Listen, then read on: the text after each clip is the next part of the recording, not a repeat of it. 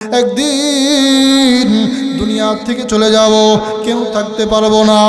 আদম নবী নাই, নূহ নবী নাই, ইদ্রিস নবী নাই, মূসা নবী নাই, আমাদের নবী মুহাম্মদুর রাসূলুল্লাহ নাই নাই নাই, কেউ থাকতে পারবো না। চলে যাইতে হবে, চলে যাইতেই হবে। বিশ্বাস করলেও ভালো, নাও করলেও ভালো। আল্লাহর নবী সাহাবীরা আল্লাহর নবীকে জিজ্ঞাসা করলো, ইয়া রাসূলুল্লাহ, ইয়া হাবিবাল্লাহ, কবে কিয়ামত হবে? লা তা'তিকুম ইল্লা বাগতা। আল্লাহর নবী সাহাবীদেরকে জানিয়ে দেন, ও সাহাবা, হঠাৎ করে কিয়ামত হয়ে যাবে, হঠাৎ কিয়ামত হয়ে যাবে।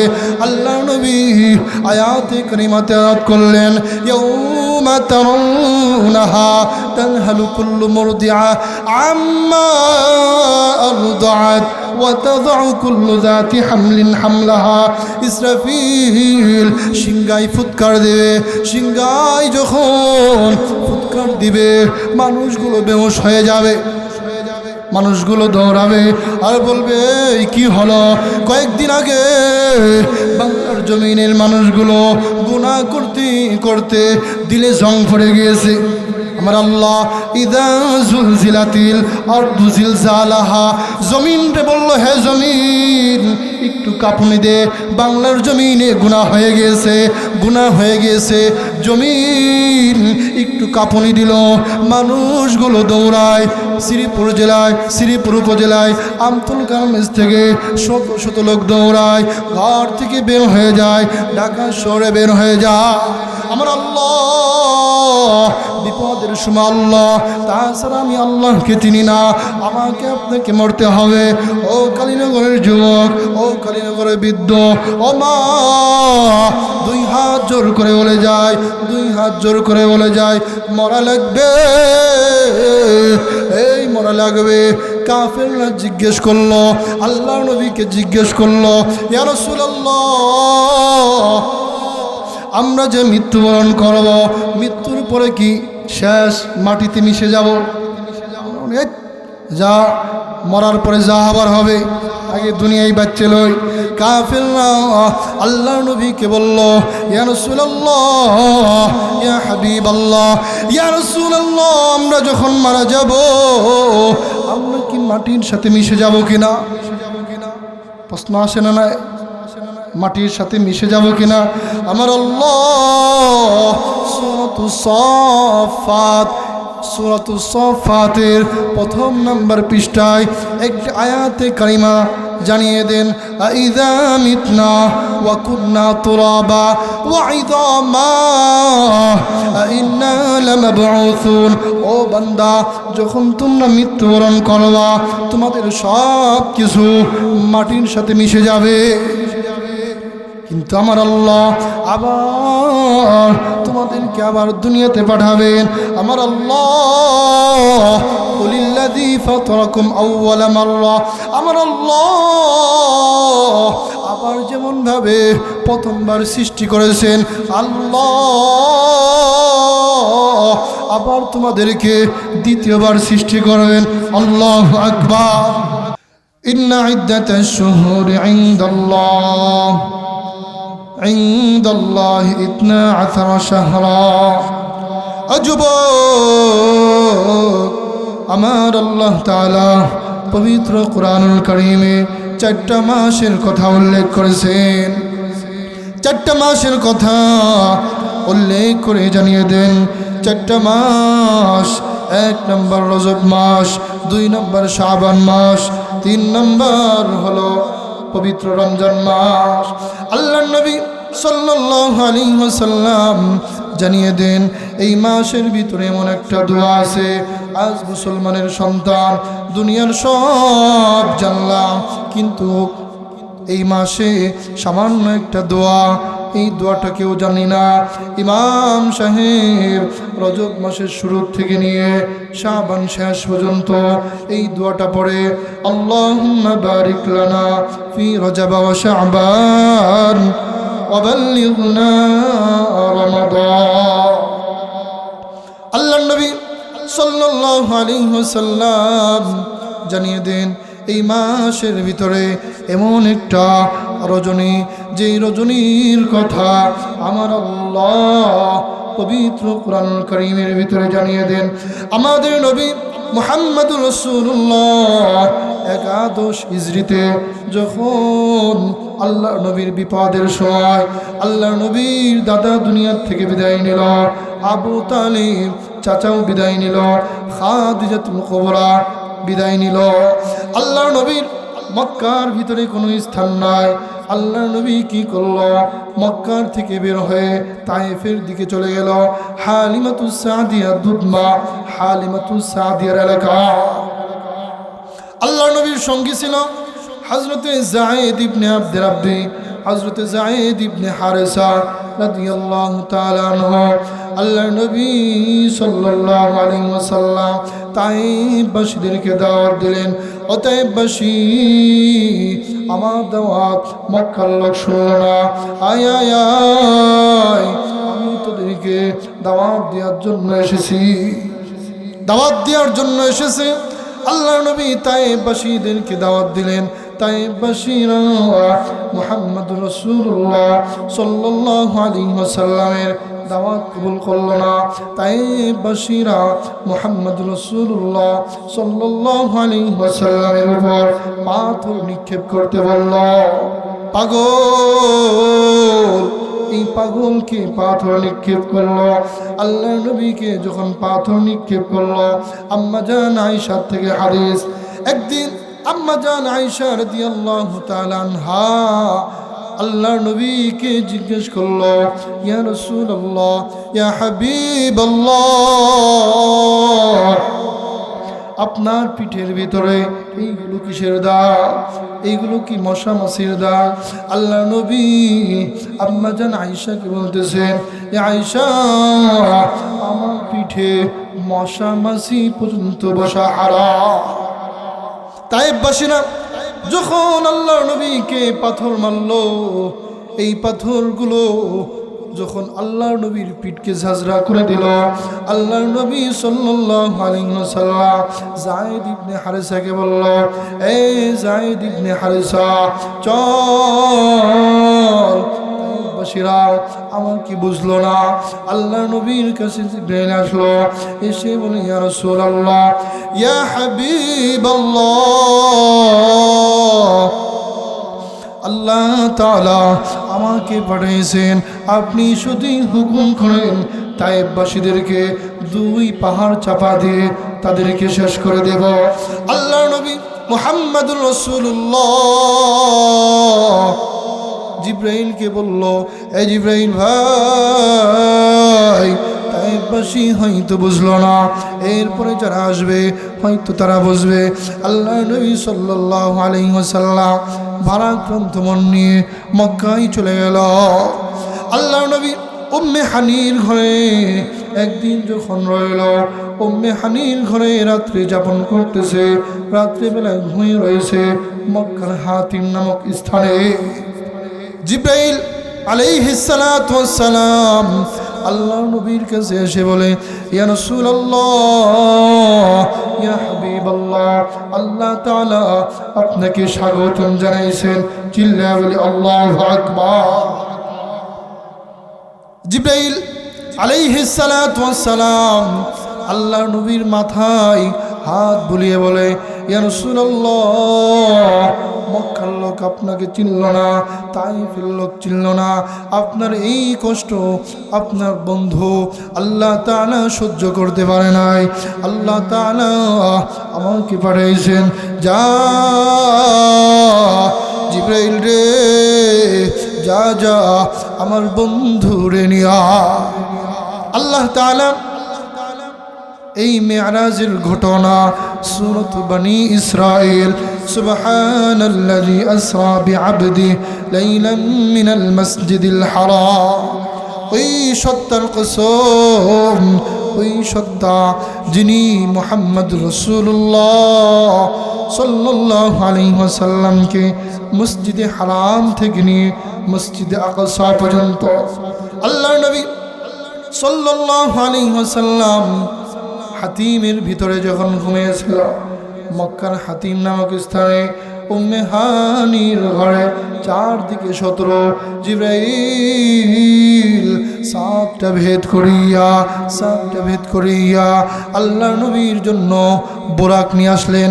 কিতাবে পাওয়া যায় আল্লামা শেখ সাদি রহমতুল্লাহ আলাইহি তার কিতাবের ভিতরে কারিমার ভিতরে লিখতেছে সওয়ারে জাহাগীরা ইকরা বুরাক কে বাগুদাশত আজ কসর নীলি রওয়াক। চিল্লায় বলে আল্লাহু আকবার। হযরত জিবরাইল জান্নাত থেকে বুরাক নিয়ে আসলো। এই জুরাক আল্লাহ নবীকে সওয়ার করাইল। মসজিদে হারাম থেকে নিয়ে মসজিদে আকসা পর্যন্ত আল্লাহর নবী ফিলিস্তিনে বাইতুল মাকদাস, এই বাইতুল মাকদাস মুসলমানের ভূমি, আজ ইহুদিরা দখল করে আছে। আল্লাহর নবীকে যখন বাইতুল মাকদাসে নেওয়া হলো, ওই বাইতুল মাকদাসে নেওয়ার পর আল্লাহর নবী সাল্লাল্লাহু আলাইহি ওয়াসাল্লাম যাই দেখতেছেন সমস্ত নবীরা আল্লাহর নবী ইমামতি করলেন। ওখানে ইমামতি করার পর জিবরাইল আল্লাহর নবী সাল্লাল্লাহু আলাইহি ওয়াসাল্লামকে নিয়ে প্রথম আসমান, দ্বিতীয় আসমান, তৃতীয় আসমান, প্রথম আসমান আল্লাহর পয়গম্বর হযরতে আদম নবীর সাথে সাক্ষাৎ। হযরতে আদম নবী আলাইহিস সালাতু ওয়াস সালাম আমাদের নবীকে স্বাগত জানাইলো, আহলান সাহলান মারহাবান জানাইলো। দ্বিতীয় আসমান হযরত ইয়া ইয়াহইয়া খুযিল কিতাবা বিকুওয়া। দ্বিতীয় আসমানে হযরতে ইয়াহইয়া আলাইহিস সালাতু ওয়াস সালাম। তৃতীয় আসমান হযরতে ইউসুফ আলাইহিস সালাতু ওয়াস সালাম। চতুর্থ আসমান হযরতে ইদ্রিস আলাইহিস সালাতু ওয়াস সালাম। পঞ্চম আসমান হযরতে হারুন। ষষ্ঠ আসমান হযরতে মূসা। সপ্তম আসমান আল্লাহর নবী সাল্লাল্লাহু আলাইহি ওয়াসাল্লাম যখন সপ্তম আসমানে গেলেন, আসমানের ফেরেশতা দরজা খুলে দেয়। আল্লাহর নবীকে বলে সালাম, আখিরি নবী সালাম। তখন দেখা হয় সপ্তম আসমানে হযরতে ইব্রাহিম খলিলুল্লাহ। চিল্লায় বলি আল্লাহু আকবার। যুবক, আজ এখানে মাহফিল, যুব সমাজের উদ্যোগী মাহফিল। আজ তোমরা কত বড় ধন্য, আজ কি জন্য তোমরা ধন্য জাননি? আল্লাহর নবী সাল্লাল্লাহু আলাইহি ওয়াসাল্লাম জানিয়ে দেন, যদি কোনো এলাকার ভিতরে কোরআনের মাহফিল হয়, হাদিসের মাহফিল হয়, আল্লাহর নবীর হাদিস সাক্ষী দেয়, ওই এলাকার ভিতরে যত কবরবাসী আছে, যারা দুনিয়া থেকে চলে গিয়েছে, আল্লাহ তাআলা ঘোষণা দেন, আমি আল্লাহ এই মাহফিলের জন্য, কোরআনের জন্য 40 দিন পর্যন্ত কবরের আযাব মাফ করে দেব। সুবহানাল্লাহ। ও যুবক, আজকে তুমি চাইলে এই ঈদগাহ ময়দানে গানের মঞ্চের আয়োজন করতে পারতা, ইচ্ছা করলে কনসার্ট দিতে পারতা, ইচ্ছা করলে যাত্রার মঞ্চের আয়োজন করতে পারতা, ইচ্ছা করলে পিকনিক করতে পারতা, কিন্তু না। ও যুবক, নবীকে ভালোবাসো, আমার আল্লাহকে ভালোবাসো, এই জন্য আজ তুমি কোরআনের মাহফিল দিলা। আমার আল্লাহ যখন জমিনের ফেরেশতা ডিউটি সমাপ্ত করিয়া, জমিনের ফেরেশতা যখন ডিউটি সমাপ্ত করিয়া আসমানে চলে গেল, আসমানে যখন যায়, আমার আল্লাহ ফেরেশতাদের কাছে বলে, ও ফেরেশতা, দুনিয়া কোথা থেকে আসলা? ফেরেশতারা বলে, আল্লাহ দুনিয়ার জমিন থেকে আসলাম গো আল্লাহ। আয় আল্লাহ, দেখলাম তোমার কিছু বান্দা তোমাকে ভালোবাসে, তোমাকে মহাব্বত করে বিধায় আজ তাফসীরুল কোরআন মাহফিলে আসছে। আজ অনেক কপাল পোড়া আছে, মাহফিলের শেষেও আসতে পারবে না, আছে না নাই? কথা কন্যা বাড়িতে বসেই তো শোনা যাবে। ও যুবক, একটা হলো আওয়াজ, একটা হলো ওয়াজ। আওয়াজ শোনা যায় অনেক দূর থেকে, আর যেটা বলা হয় ওয়াজ, এই ওয়াজটা সাহাবা আজমাইন রাদিয়াল্লাহু তাআলা আনহুমরা বরং স্বয়ং সরাসরি শিখেছেন। চিল্লা বলি আল্লাহু আকবার। একদিন আমি ছিলাম, বর্তমান আছি, আবার একদিন থাকবো না। কথা ঠিক না বেঠিক? বাড়িওয়ালার বাড়ি থাকবে কিন্তু ওয়ালা থাকবে না। ও যুবক, একদিন তোমাকে চলে যাইতে হবে। এই কোরআন থেকে কথা বলবো। কোরআনুল কারীমের সূরাত বনী ইসরাঈল, সূরাত বনী ইসরাঈল, সূরাত বনী ইসরাঈলের আয়াতে কারিমা তেলাওয়াত করছি। এই সূরাত বনী ইসরাঈল একটু খোলো। আল্লাহর নবী সাল্লাল্লাহু আলাইহি ওয়াসাল্লাম জানিয়ে দেন, ও বান্দা, দুনিয়াতে তুমি যদি অট্টালিকায় থাকো তোমাকে মরা লাগবে, যদি তুমি কুঁড়ে ঘরে থাকো তাও তোমাকে মরা লাগবে। বুঝেন নাই? যদি কুঁড়ে ঘরে থাকি তাও মরা লাগবে, যদি অট্টালিকায় থাকি তাও মরা লাগবে। সুখে থাকলেও মরা লাগবে, দুঃখে থাকলেও কি করা লাগবে? মরা লাগবে। ভালো খাইলেও মরতে হবে, খারাপ খাইলেও মরতে হবে। আমরা মরণের কথা শুনলে যদি রাত্রে স্বপ্ন দেখি মরার আজরাইল আসছে, পরের দিন ইমাম সাহেবকে বলে, ইমাম সাহেব, রাত্রে অবস্থা ভালো না, গাওটাও ঘামে শেষ, একটু মিলাদ দিয়ে দিন আমার জন্য। 5 কেজি বাতাসা জিলাপি কিনলাম, মসজিদে একটু মিলাদ দিয়ে দিন। আসে না নাই বলেন? সকলেই বাঁচতে চায়, দুনিয়াতে সকলেই বাঁচতে চায়। একতলা বিল্ডিং হলে আর একতলা বিল্ডিং করতে চায়। সন্তান একটাকে চাকরি দিয়েছে, আর একটাকে কীভাবে চাকরি দিবেন, মেয়েকে কিভাবে বিবাহ দিবেন, একজন বাপকে জিজ্ঞেস করলে বাপ বলে কি জানেন? বলে যে আমার সন্তানকে আমি নিজের পায়ে প্রতিষ্ঠিত করতে দুনিয়ার থেকে যাইতে চাই। কথা কন নাকি?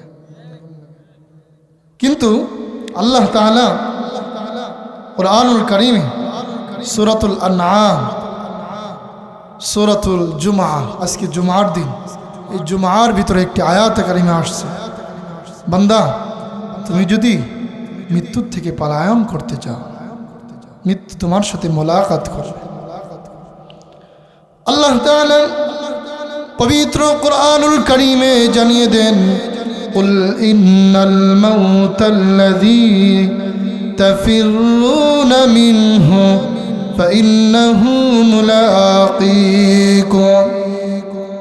হে নবী, আপনি আপনার উম্মতকে জানিয়ে দেন, আপনার উম্মত দুনিয়ার ভিতরে অনেক দিন বাঁচতে চায়, অনেক দিন বাঁচতে চায়। ওই যুবক চেষ্টা করে, আমি যুবক বয়স মাত্র, বৃদ্ধ হব, তারপরে দুনিয়ার থেকে যাব। মুরব্বী বাপজান সেও চিন্তা করে, আমার সন্তানটাকে একটু প্রতিষ্ঠিত করব, তারপরে আমি দুনিয়ার থেকে যাব। একজন ভাই চিন্তা করে, আমার ভাই আছে ছোট, আমার বোন আছে ছোট, এদেরকে প্রতিষ্ঠিত করব, এদেরকে বিবাহ শাদী দিব, তারপরে দুনিয়ার থেকে যাব। একজন ব্যবসায়ী চিন্তা করে, কালীনগর বাজারে আমার একটা দোকান আছে, আমার আর একটা দোকান কিভাবে বাড়ানো যায়। একজন জমিনওয়ালা সে চিন্তা করে, আমি জমিন এক পাখির মালিক হয়েছি, আমি শ্রীপুরে জায়গা কিনেছি, আমি কিভাবে মাগুরায় জায়গা কিনবো। মাগুরায় যখন জায়গা কেনা হয়ে যায়, চিন্তা করে ঢাকার শহরে একটা ফ্ল্যাট কিনবো কিভাবে। কথা ঠিক না ঠিক? কিন্তু আমার আল্লাহ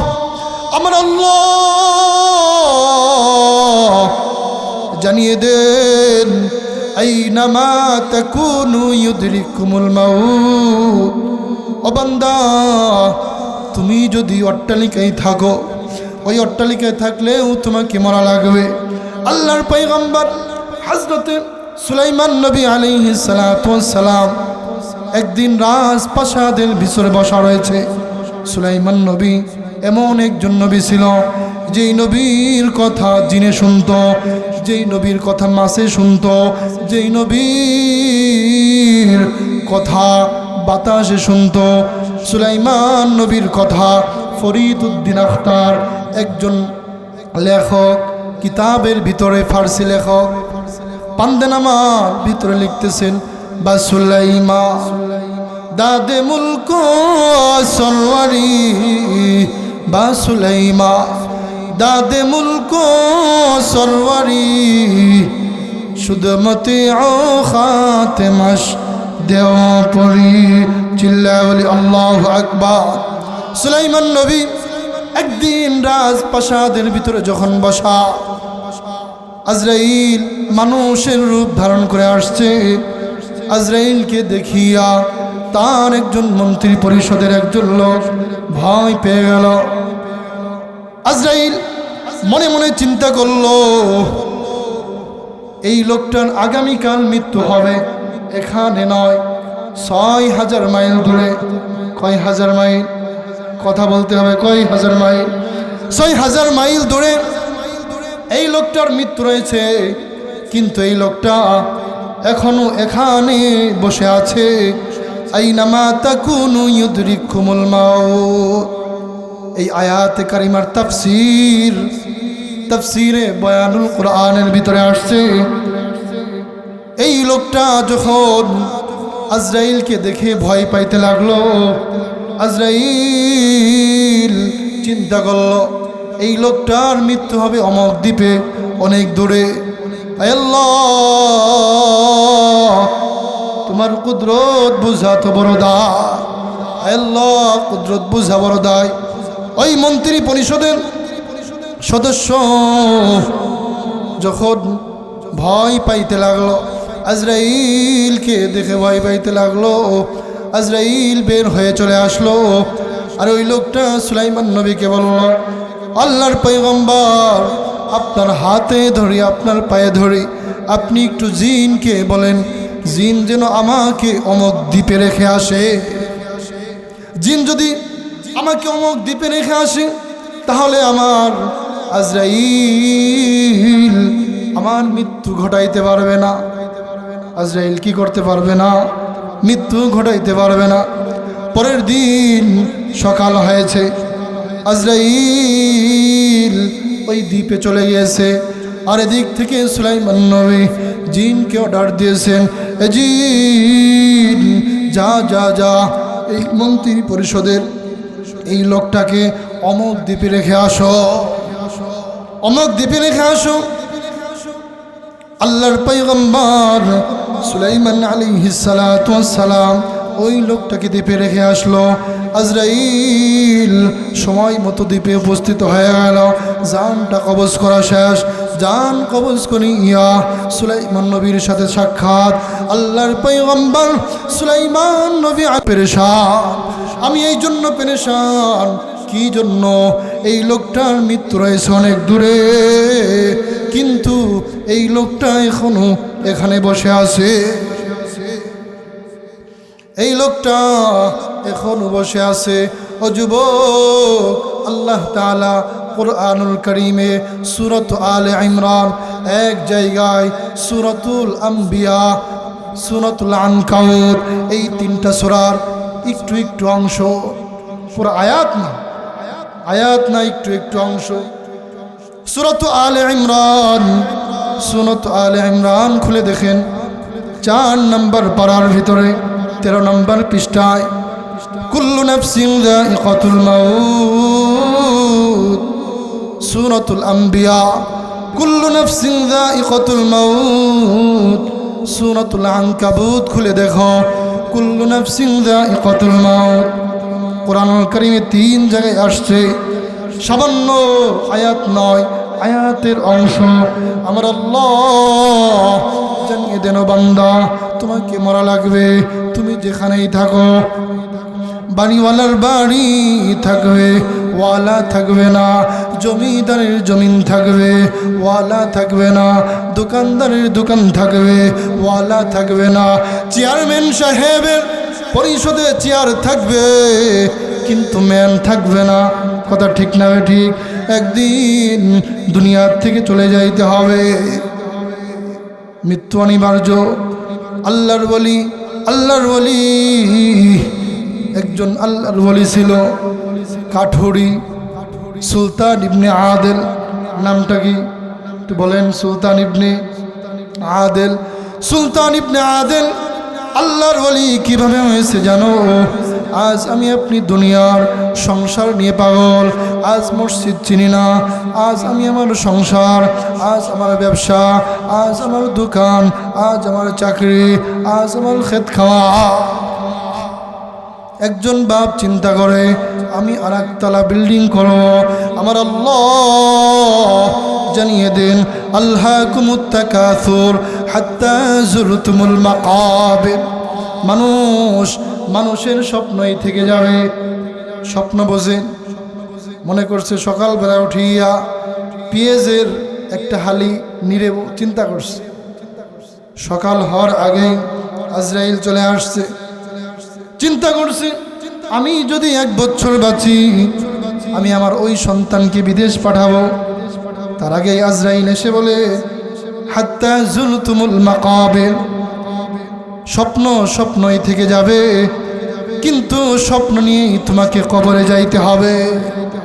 আল্লাহর ওলি সুলতান ইবনে আদেল ছিল কাঠুরি, কাঠ টুকাইতো জঙ্গলে জঙ্গলে।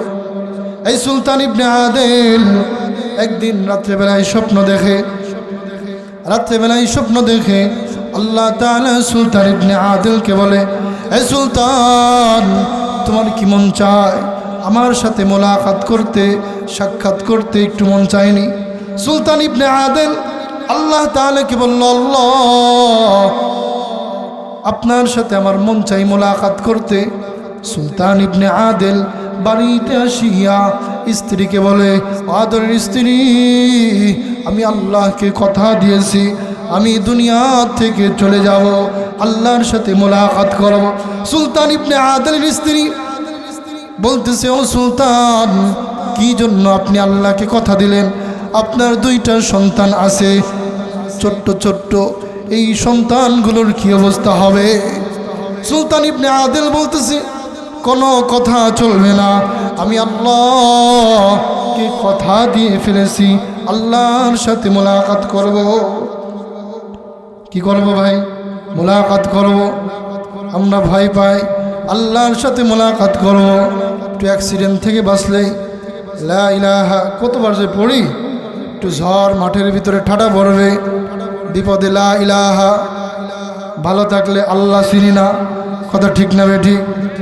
দুনিয়ায় নামাজ কি জিনিস এটা বুঝি না, দুনিয়ার সংসার বুঝলাম, দুনিয়ার জমিনের দলিল কোথায় আছে, কোন জমিনে কয়টা বাড়ি, কোথায় কয়টা জমি, জমিনের দলিল কার থেকে ক্রয় করছে, সব কিছু জানে।